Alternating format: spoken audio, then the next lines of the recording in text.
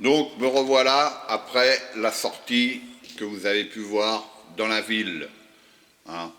J'ai pu tester ce FTX Outback Texan. Eh bien sincèrement, j'en suis content. Content.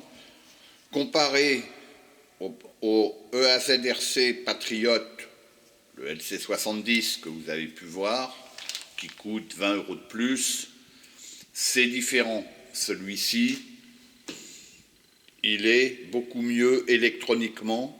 Par contre, au niveau des pneus, l'adhérence, elle reste, selon les conditions, moyenne, et encore, ça dépend dans quelles conditions, parce que où le LC, pas le LC70, le LC80 passait pas, et bien lui, il passait. Vous le voyez dans la vidéo quasiment à la fin, là, mon petit truc que je monte en béton, celui-là, il passe sans souci.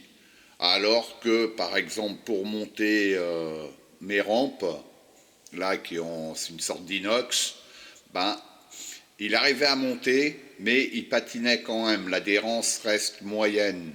Et au tout début de la vidéo aussi, en latéral, le peu d'adhérence, les pneus manquent pour moi un peu d'adhérence, mais c'est pas méchant, on va dire. C'est pas méchant.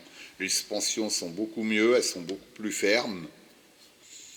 Bon, pour faire le demi-tour sur la rampe, vous l'avez vu, hein, comme le LC80, il ne fait pas le demi-tour. Les axiales SCX24 le font toutes. Hein. Et j'en ai deux autres, un Defender et un Bronco, hein, dans les mêmes échelles 1,24. Ils font les demi-tours. Bon, après, on roule pas, chacun roule, chacun dans son endroit. Moi, je suis habitué à faire mes essais, comme vous le voyez sur mes vidéos. Hein, donc voilà. Donc, pour moi, ce véhicule-là, hein, pour 110, 120 €, 110 € je crois, sincèrement, il n'y a rien à dire. Hein, on en a pour son argent. Hein, pour ce prix-là, on ne peut pas demander un super truc. Alors donc, ce que j'ai comparé par la différence par rapport au LC80, c'est la progressivité de la direction. La direction, j'en parlais sur l'autre, hein, elle était, voilà, vous voyez là, tout doucement, on peut tourner tout doucement. L'autre, c'est pas du tout ça. Pardon. Vous voyez, c'est impressionnant. On peut rouler en ligne droite quand c'est étroit sans problème. Après, la progressivité, hein, lorsqu'on accélère, je vais me mettre à la lumière. Voilà. Vous voyez? Bon, il faut être doux sur la gâchette, attention. Hein. Mais on peut y aller tout doucement. On peut y aller tout doucement. En marche arrière.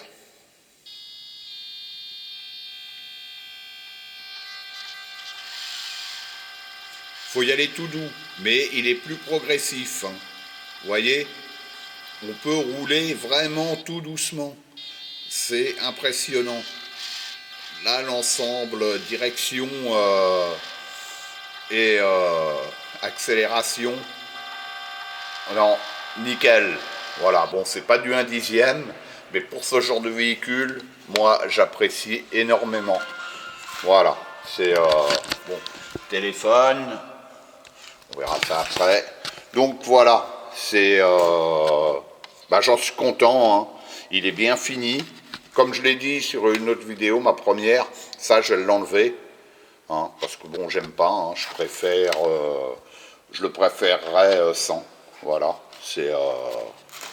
non, c'est un bon petit véhicule, hein, sincèrement, pour le prix, il n'y a rien à dire, quoi, en fait. Hein. Voilà, hein. Il n'y a pas de souci. Il y a les rétros, des vrais rétros avec un vrai chrome. Voilà, bon, je verrai peut-être pour lui mettre un habitacle.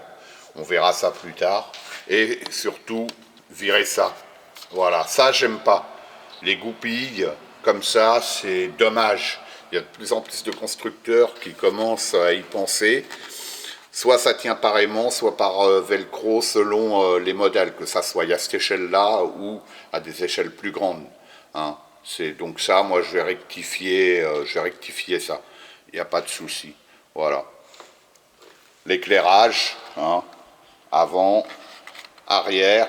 Bon, l'arrière, il faudra le diminuer un peu parce que ça crache pas mal. On croirait qu'il freine. Voilà.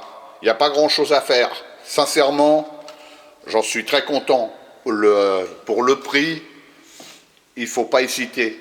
Il ne faut pas hésiter. Pour moi, il ne faut pas hésiter. C'est un bon petit véhicule. Voilà. Allez, il y aura d'autres essais dans d'autres endroits. Hein. Puis j'essayerai de faire, quand il fera meilleur, d'emmener plusieurs Mini pour les comparer tous ensemble. Voilà. Allez, je vous dis à bientôt sur la chaîne RC Garage 75 pour de nouvelles aventures. À bientôt.